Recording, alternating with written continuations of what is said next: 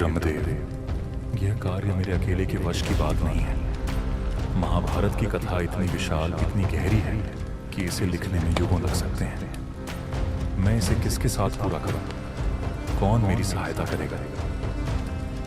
व्यास, यह केवल एक कथा नहीं, बल्कि युगों युगों तक मानवता के लिए एक मार्गदर्शक होगी। इस कार्य के लिए तुम्हें एक दिव्य सहायक की आवश्यकता है। लेकिन देवताओं में कौन इस कार्य में मेरा साथ देगा? कौन इतना समर्थ है कि मेरी गति को समझ सके और इस महाकाव्य को सजीव कर सके? व्यास, तुम्हें गणपति से सहायता लेनी चाहिए। वे न केवल ज्ञान और विवेक के प्रतीक हैं, बल्कि उनका धैर्य और बुद्धिमत्ता इस कार्य को पूर्ण करने में तुम्हारे लिए अमूल्य सिद्ध होगा। गणेश, क्या वे इस कार्य में मेरी सहायता करेंगे? क्या मैं उनके योग्य हूं? गणपति करुणा के सागर है। वे तुम्हारी भक्ति और संकल्प को देखेंगे।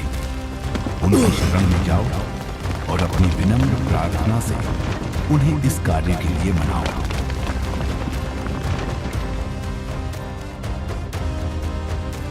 यदि गणेश ही मेरी सहायता कर सकते हैं तो मैं उनके पास जाऊंगा, चाहे बर्फीले पर्वत हों या दुर्गम नाल। मैं उन्हें ढूंढने के लिए हर प्रयास करूंगा।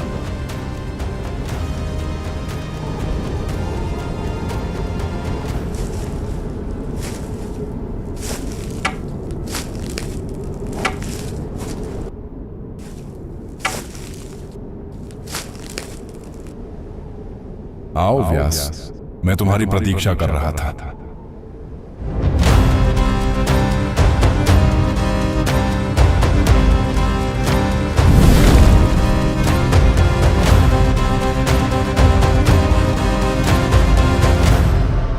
प्रभु गणेश, आपको मेरा सादर प्रणाम।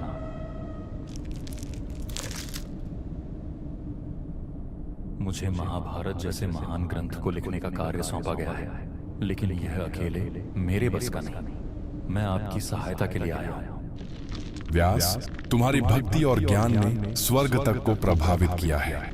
मैं तुम्हारी सहायता करूंगा, लेकिन मेरी एक शर्त है। कृपया बताइए प्रभु, आपकी क्या शर्त है? मैं बिना रुके लिखूंगा, लेकिन तुम्हें बिना झिझक और बिना रुके कथा सुनानी होगी। यदि तुम रुके तो मैं लिखना बंद कर दूंगा। यह उचित है प्रभु, लेकिन मेरी भी एक विनती है। यह कथा केवल वर्तमान के लिए नहीं है, यह आने वाले युगों के लिए भी है। इसकी गहराई और अर्थ कभी खोने नहीं चाहिए। इसलिए मैं कुछ श्लोक जटिल बनाऊंगा। आप उन्हें तभी लिखें जब आप उनका अर्थ समझ लें। बहुत चतुर हो तुम व्यास।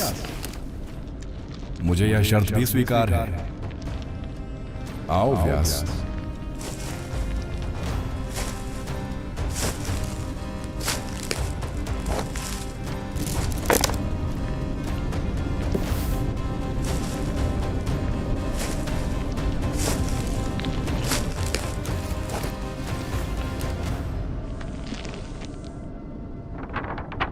कथा आरंभ करो व्यास। नारायणं नमस्कृत्य नरं चैव नरोत्तमं देवीं सरस्वतीं चैव ततो जयम् उदीर्ये।